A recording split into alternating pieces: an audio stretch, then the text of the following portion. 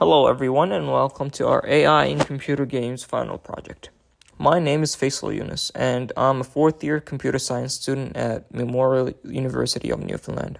In today's video, me and my partner are going to be going over all the details of how we were able to implement an AI bot that has achieved an 85% winning rate against the built-in StarCraft Broad AI bots for our 4303 AI in Computer Games course project. The reason we found this project really interesting was because we knew that having such experience with retail video games and building AI bots for such games would be very beneficial to our set of skills and can greatly enhance our understanding and variety of algorithms and techniques behind different AI implementations used in games. To begin with, it is important to note that me and my partner work together on all the functions we are going to be explaining today. However, we have divided this video so that I'm going to be explaining the scouting phase of our approach, and then I'll be passing the mic over to my partner so that I can go into the details of the attacking phase of our project. In our project, we have decided to use the Zerg Rush technique to perform aggressive and fast attacks that has proven its amazing performance against different AI bots, different traces, and on different maps. Our main goal for this project was to build an AI bot for StarCraft Board War that can defeat the built-in bots majority of the time. But of course, since it's our first time ever playing StarCraft, we had faced a few sub-problems during our implementation. Firstly, we had to find a way to scout faster since that we discovered that the Zerg Overlord is very slow.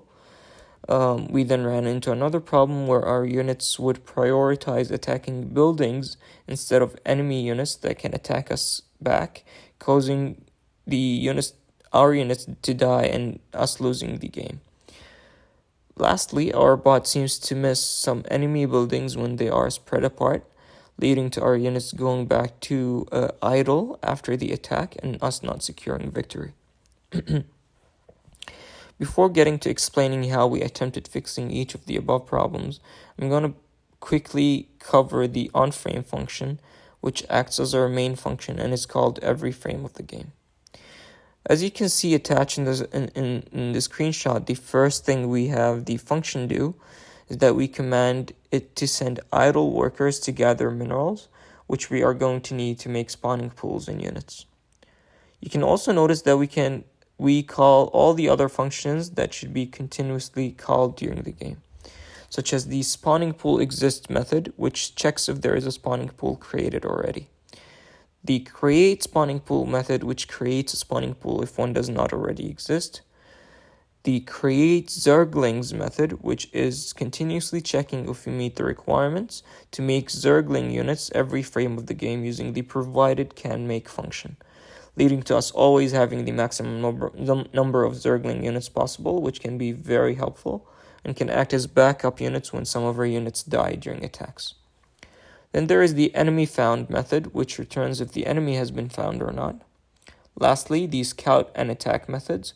I'm going to be explaining the scout method in detail shortly, and my partner will be covering the attack method later. Now let's have a deeper look at how we attempted to fixing each of the previously mentioned problems. You're going to notice the pseudocode on the screen relating to each fix. So let's get started. For our first problem, I'm going to be covering the scout function. It's true that the Zerg overload is very slow and we can't depend on it fully for scouting. However, the Zergling units, on the other hand, are really fast, so we decided to make use of this feature and send them to scout as well. Our approach was basically sending the Zerg Overlord to the first possible enemy base spawning location. If the enemy has been found, the Zerg Overlord heads back to our base to prevent it from dying during the attack.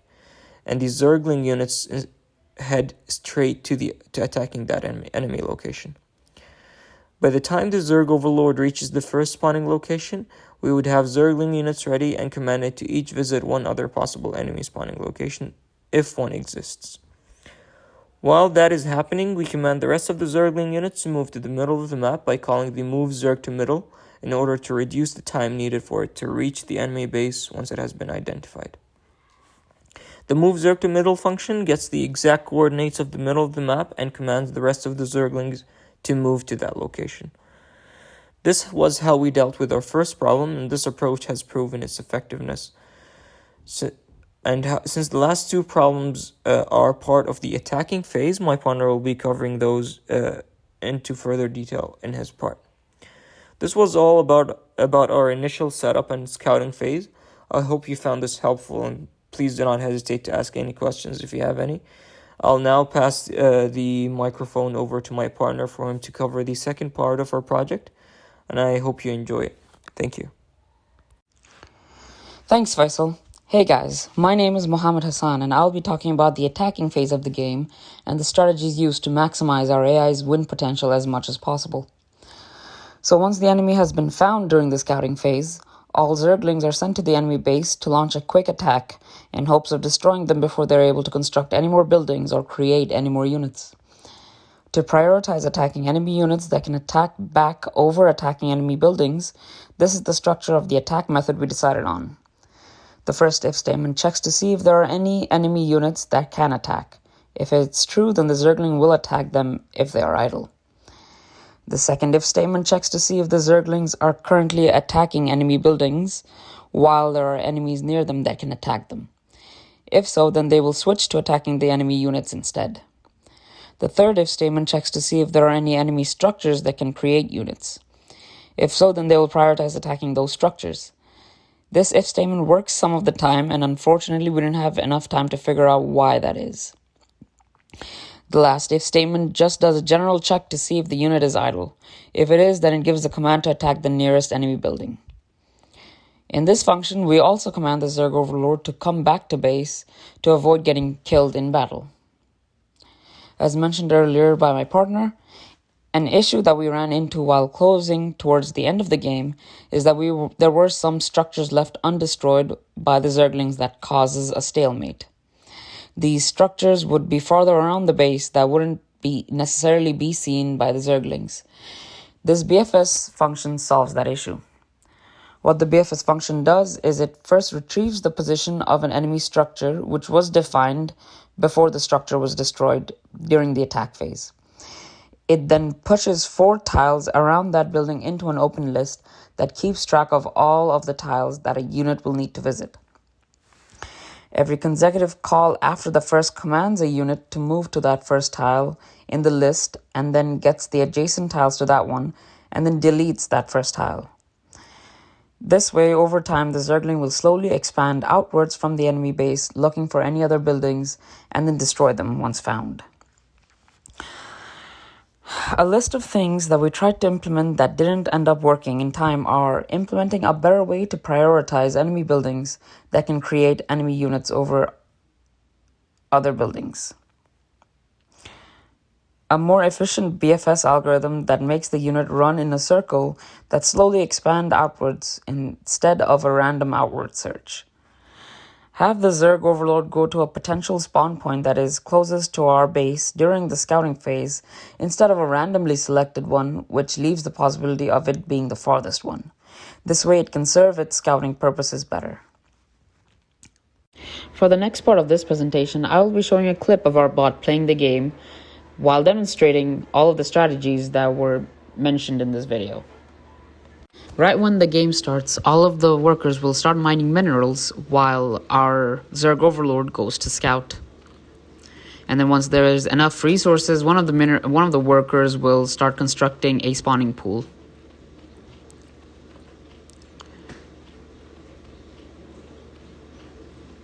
Once the spawning pool is made, Zerglings will start to be created. And then when they're created, all of them will move to the middle, whereas each one will then go towards a specific spawn point. As you can see, this one has found the enemy base, therefore the rest of them will follow suit and attack. They all prioritize targets that can attack them first before attacking any sort of structure. And then once they're all attacking enemy units are dead, it will start mainly focusing structures. And as you can see, once all structures are destroyed, one is still left, and this Zergling is trying to look for that one. And once it's found, all the others will go to it and attack it, and that's it. Now let's talk about our AI's performance. Against StarCraft built-in AI, out of 100 games, our bot had a win rate of a whopping 88%. The performance against each race is as follows. Our AI versus Zergs had a win rate of 90%, versus Protoss had a rate of 87%, and against Terrans had a rate of 100%. So from these stats, you can see that our Zerg Rush strategy doesn't have any problems beating the Terran race, but it slightly struggles when it comes to winning against the Zergs or Protoss. There are a few things that our AI can do to maximize its win potential.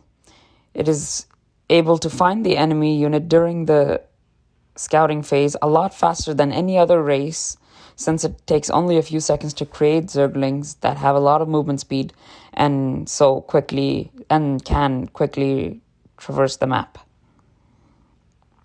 Zerglings are constantly created throughout the whole attacking phase to ensure that if they start dying out, then more can be created and sent to attack and help out the remaining Zerglings. Prioritizing killing enemy units that have the ability to damage our units reduce the chances of them dying out, which in turn increases our potential to win the game. Unfortunately, there are still a few things that our AI is not very good at doing. Sometimes a Zergling can somehow get stuck on its way to a potential spawn point, which could cause a great delay in trying to find the opponent. One way we could implement a fix for this is by sending another Zergling to do the scouting when one is stuck. The method is stuck can be used to check if a unit is unable to move in this case. If the map has only 2 spawn points, then the scout phase shouldn't be needed as we would already know where the enemy is, yet our AI still scouts, which could waste some valuable time. To fix this, we would need to implement an algorithm that checks to see if the map has only 2 spawn points. If it does, then directly attack the other spawn point without scouting. If the map is too large, then by the time the Zerglings find the enemy base and go to attack it, the enemy would sometimes already have defense structures or units made to successfully hold off the attack. This is especially true when the map is large, our bot and the opponent are in opposite corners of the map, and the opponent is a Protoss. Sadly, there isn't much that can be done to fix this, since this is purely due to the structure of the map. As mentioned a few times earlier, sometimes our AI doesn't attack enemy buildings that can train units, which in turn could cost us the victory, since the enemy can continue to create units to defend their base. Unfortunately, we were not able to figure out a way to solve this issue in time either. Overall, we are very satisfied with the way our StarCraft AI turned out. The results we have achieved with it were definitely not expected when we first started off, but small improvements here and there have definitely helped in terms of maximizing our win potential as much as possible. There definitely are issues with our bot that could be improved on, and continued work on this strategy could yield greater results. Thank you for watching our StarCraft Brood War AI project for Comp 4303, and feel free to ask any questions about it.